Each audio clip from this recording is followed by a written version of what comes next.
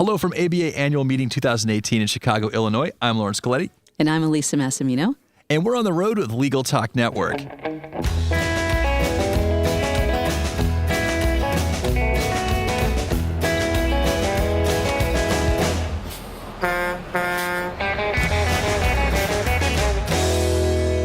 And we're back. So we're closing out our coverage of ABA annual meetings, our last interview before we jump on our plane and get out of here and go on to the next event. But it has been an absolutely tremendous annual meeting. Met a lot of really great people, and the staff at the ABA is tremendous. Just unbelievable showing today. So if you haven't had a chance, check out the other episodes. They're really, really awesome. I think you'll be really impressed with the guest lineup. And speaking of impressive guest lineup, I have Elisa Massimino. Welcome to the show.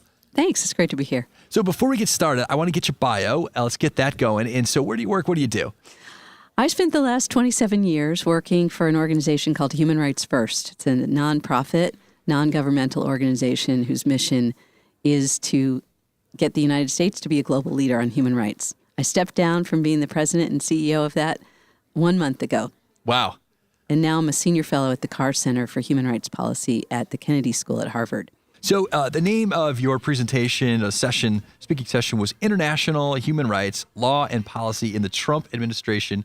And so lots going on in there. And so every time we hear the Trump administration, we look because, to be honest with you, anything with Trump seems to do very well in our network. People tune in, they want to figure out what's going on. He tends to cause a reaction of sometimes positive, sometimes negative. But let's get into, give me the 50,000 foot. Well, the question was, how are human rights faring under the Trump administration? And I guess the big picture is that, the president campaigned on this idea of America first, which if you go back to kind of the beginning of the human rights idea and the Universal Declaration of Human Rights, which was celebrating its 70th anniversary this year, the idea was that countries do better when everyone respects human rights. So you would think that America first would mean, if we want to put our country first, that means we join with other countries to protect human rights. That was the lesson after World War II. If we don't want to ever have that happen again, the way to do that is to cooperate and make sure everybody respects human rights. So Trump doesn't believe that. And his policies are grounded in this idea that we don't benefit from the what some people call the liberal, global, rules-based world order that the United States did so much to help create, that's no longer beneficial for the United States. And because of that, the administration is less interested in treaties and cooperating with other countries to help solve global problems. So that's kind of the big picture, and there was a fair amount of consensus around that view. And then we got to talking about the details. What does that really mean in practice? And what does it mean for U.S. policy and U.S. leadership? And then what does it mean for real people? So let's get into some of the specifics. So you and I were doing a little pregame, and as we both know, presidents have to deal with a lot of international problems. And it seems like no matter what times we live in, it's kind of like that Billy Joel song, "We Didn't Start the Fire." There's always something going on in the terms of human rights. And so let's get into the specifics. So what has specifically changed? To continue the Billy Joel analogy, for sure there were a lot of human rights problems. And, as a person who's worked on these issues in Washington for 30 years, I've had my differences, let's say, with lots of different administrations, Democratic, Republican, and, always trying to get the U.S. to live up to its human rights ideals. So this administration didn't start the fire on a lot of the issues that we care about, but it has thrown gasoline on some of them. And one has been the refugee crisis, the global refugee crisis, and the way that the U.S. has been treating immigrants. We spent a lot of time at the panel talking about this, and we had another expert on the panel who's from Chicago, Mary Meg McCarthy, whose specialty is immigration and refugee issues. But I've spent a lot of my career working on that too, and we're seeing some very big changes in that area under the Trump administration, specifically some that violate international human rights obligations. Such as? So the two that I would kind of highlight, because they have gotten less press than some of the other things like the Muslim ban and the family separation policy, are turning people back at the border, people who show up and ask for protection and are told, basically, we're not open anymore for that. That's illegal, but there are documented cases of it happening.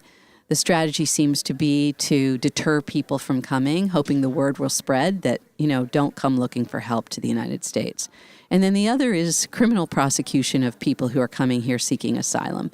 That has not happened at ports of entry under previous administrations.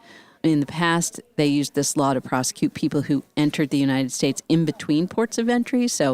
But we're having lots and lots of people who are showing up at, and presenting themselves to Border Patrol officials at the border saying, I need help, and being told, we'll talk about that after we prosecute you for illegal entry. So that is another big change that's really sending a message, not just to the people who are seeking safety into the United States, but around the world.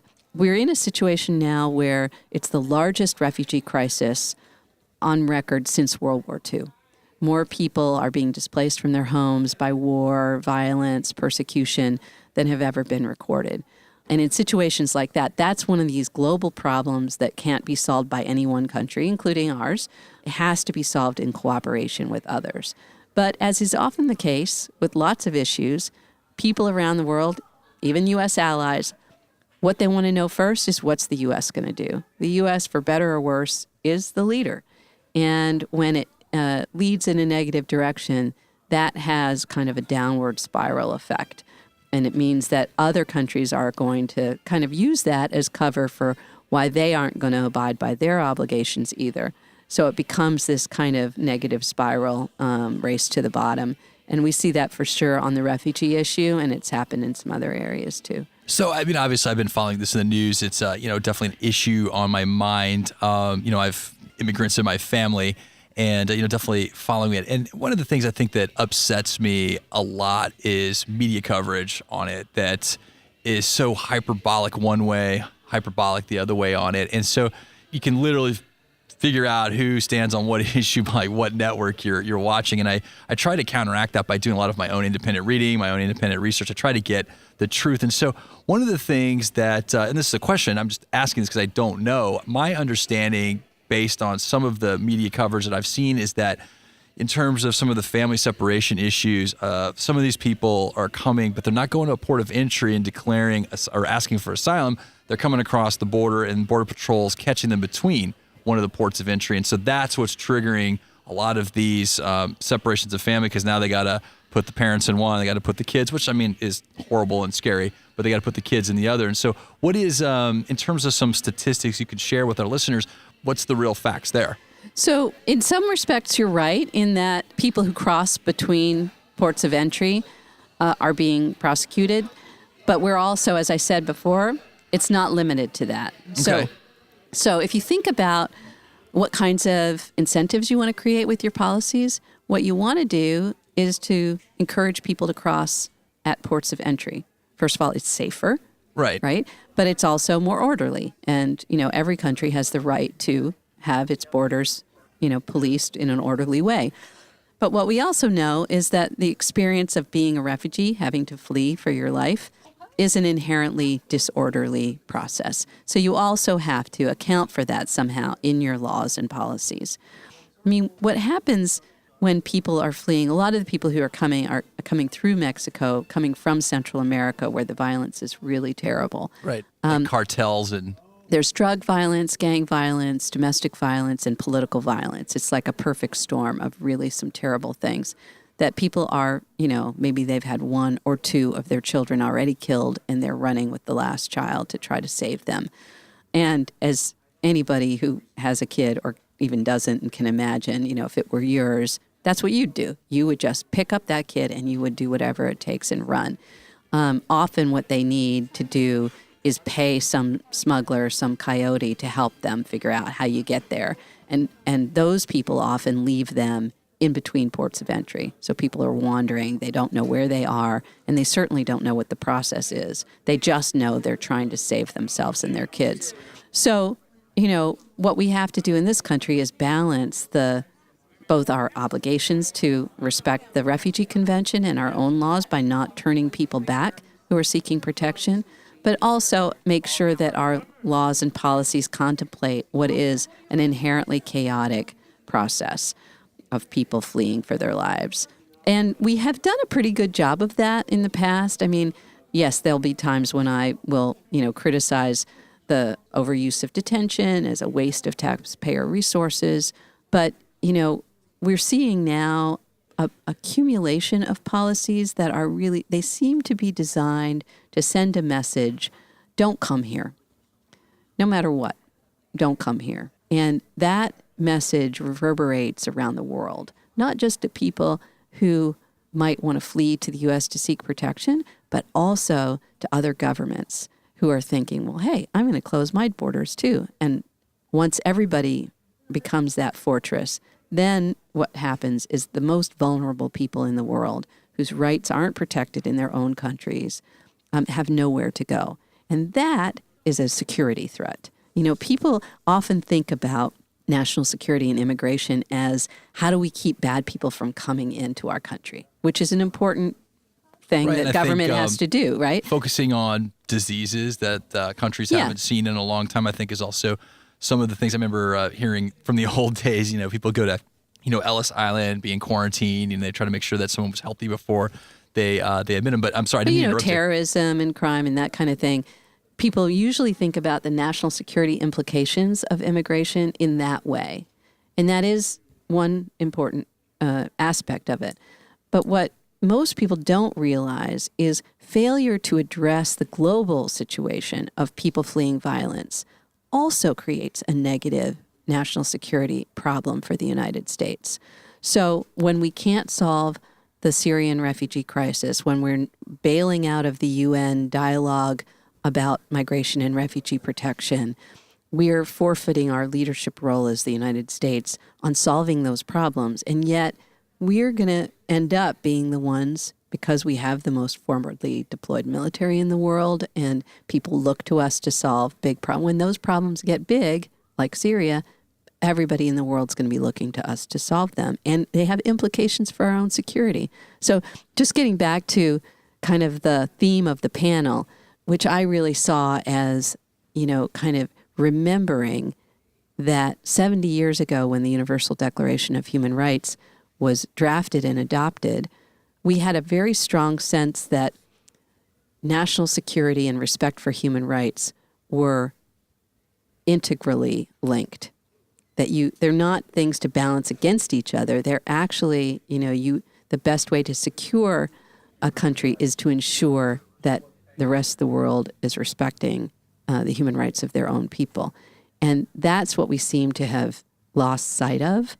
And it seems that the current administration is pursuing policies that see those things as somehow in conflict. And I think that's a big mistake. I think one of the things that's really difficult about this, like you said, the mass migration of people is at the largest amount since it's been since World War II. And this is the bad, nation states of other places. And, people are trying to flee that. They're trying to flee the violence. And so I think this is a real rock on the hard place for the European Union, also the United States, because these are good societies to live in. Obviously no society is perfect, but people are coming here because it's better than what they have back home. But at some point, and this is a question for you, if you had your way, if you were suddenly president, is there, and you sort of look at like how many people can other countries absorb?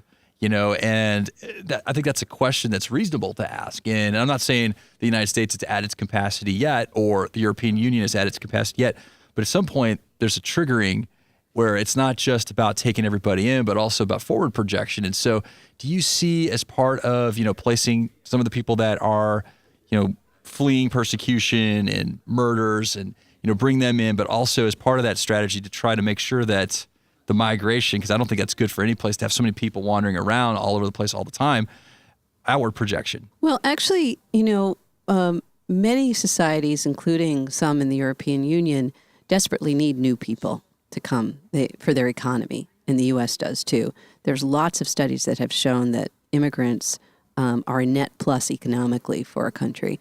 They have to, countries have to do a good job of managing the integration of people from other places and the U.S. actually is one of the better countries at that. We have, in the past at least, and I hope it continues, have had a pretty good track record of people who come here, who want to work hard and succeed, being integrated into our society. But I just want to make a distinction a little bit between people who come as voluntary migrants because they want to opt for a better life, which is great, and that's what my ancestors did when they came from Italy. Mine too. And, there's a lot of nobility in that. People, and in some ways, those are the kind of people you want on your team, right? People who are, chasing a better life for their families. But refugees are different. These are people who can't stay in their own countries and enjoy the fundamental rights that we are all entitled to. And those people then become the responsibility of this non-entity called the international community, which means that other countries had to join together and figure out a system of how do we protect these people. Because if we fail to do that, then we're going to have lots of other problems. Or if the burden falls unfairly on one or two countries, then those countries can become unstable, and that creates another problem. So it's not really just about numbers. It's really about what kind of overall world, order do we want. And so it also means that the United States needs to be paying attention to the causes of migration and particularly of refugee flows, and thinking about what can we be doing, what should we be doing to address those problems. Almost always, if you go back to the root of a refugee crisis, what you'll find is violation of human rights.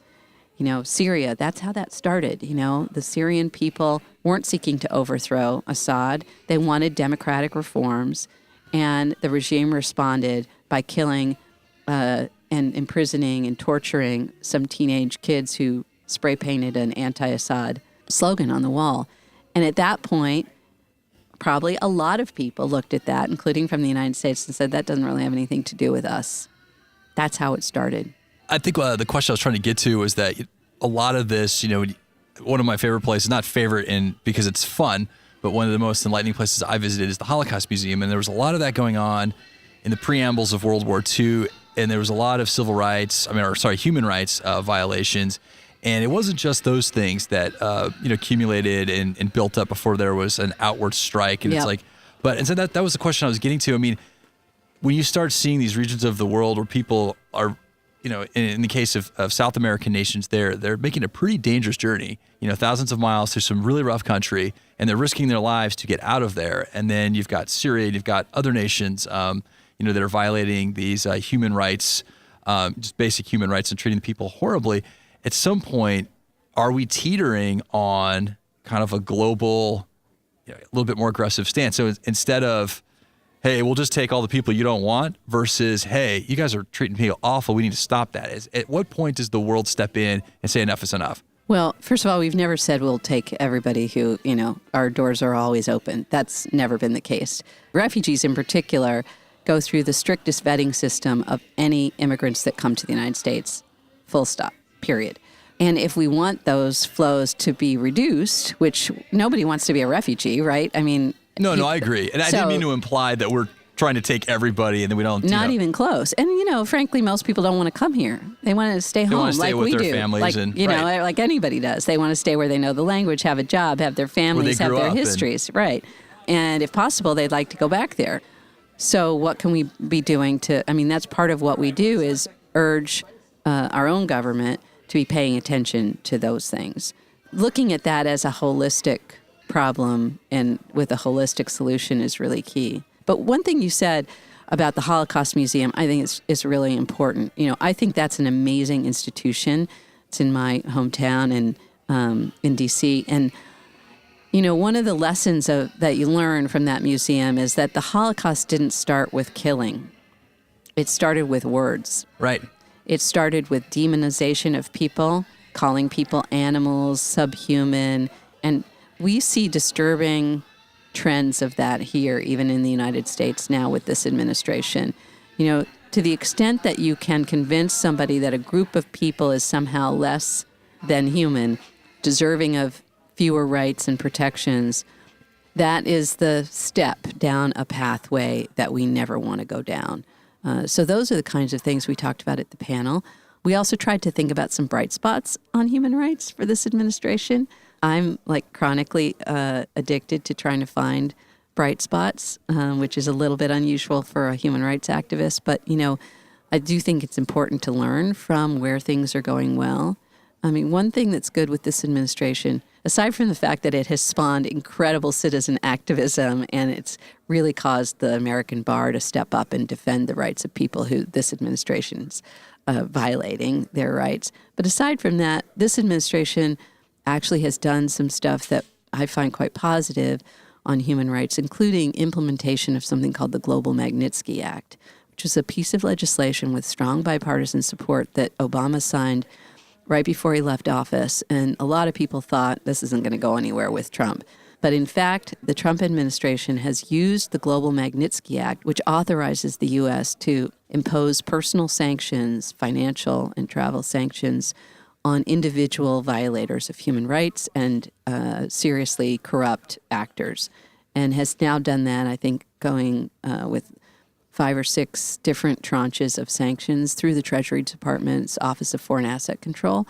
And that has really had an important impact. So we're hopeful that that's going to continue. This has been a really enlightening discussion. I think, it's definitely interesting. I do worry that we are teetering towards global conflicts. One of the things, you sort of, I remember one of the quotes, getting back to the Holocaust Museum, there was a quote on the back, and I can't remember it exactly, but it was by President Dwight D. Eisenhower. And one of the reasons they commissioned the funds to put together the museum was that the worry was that nobody would believe this happened. And it was very interesting because I went there and I went through the museum. It's a very sobering experience. I recommend it for anybody, obviously not too young. I think it's a very traumatic thing for young children, but if you're an adult, you should definitely go see it. It will enlighten you. But when I went there, shortly thereafter, the president of Iran, Mahmoud Ahmadinejad, denied the Holocaust. And I thought that was just so poignant. Just a few months later, you've got someone denying that the Holocaust happened. And yet, went to the museum, I saw the pictures, and you listen to the exhibits, and it's absolutely incredible. So I hope the world can find a peaceful conclusion to this, and I hope that we can find human rights instead of receding, enhancing. And I just want to give you the last word. Lisa, I really appreciate you stopping by at the end of the day. I know you're getting off to see Hamilton tonight, and speaking of happy things, but I want to give you the platform for a couple minutes to kind of summarize what we talked about and some of the important things that we need to be considering as a nation. Well, I guess what I would say, just to summarize what we talked about at the panel and really the question on the table, which was, how is human rights faring under the Trump administration? I think that one of the things that a lot of us have experienced through these last, 500 days of this administration is that, the rights that we take for granted as fundamental to our democracy are rights that you have to fight for every day and be vigilant about. And that's obviously something that lawyers play a central role in doing. I've been really, really encouraged by the level of activism that I see across the country, in particular among young people who are taking responsibility for helping to shape the future of our country. I find it really inspiring. And, as the mom of 3 kids in that age group, 19 to 24, it gives me great hope. Excellent. So just one last question for you. If our listeners want to reach out, how can they find you? They can find me at Elisa_Massimino at hks.harvard.edu. Excellent. Well, we've reached the end of the road for today's episode. I want to thank our guest, Elisa, for joining us today. It's my pleasure. It's great being here. We also want to thank our listeners for tuning in. And if you like what you heard today, please find us and rate us in Apple Podcasts. We'll see you next time for another episode of On the Road with Legal Talk Network. If you'd like more information about what you've heard today, please visit LegalTalkNetwork.com. Subscribe via iTunes and RSS. Find us on Twitter and Facebook, or download our free Legal Talk Network app in Google Play and iTunes. The views expressed by the participants of this program are their own and do not represent the views of, nor are they endorsed by, Legal Talk Network, its officers, directors, employees, agents, representatives, shareholders, and subsidiaries. None of the content should be considered legal advice. As always, consult a lawyer.